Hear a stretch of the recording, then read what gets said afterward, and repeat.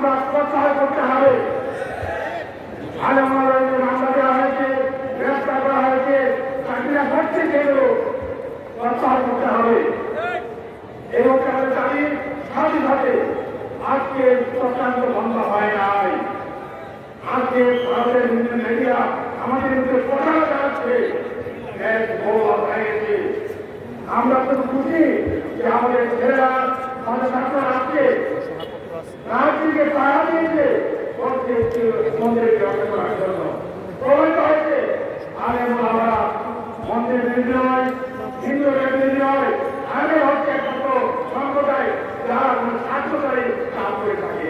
আজকে আমাদেরকে ভারতীয় ধর্মের বিরুদ্ধে জানতে হবে, স্বাধীনভাবে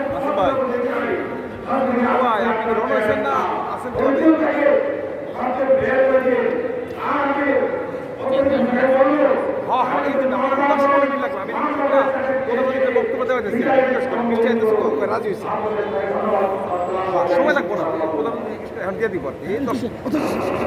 আচ্ছা ঠিক আছে।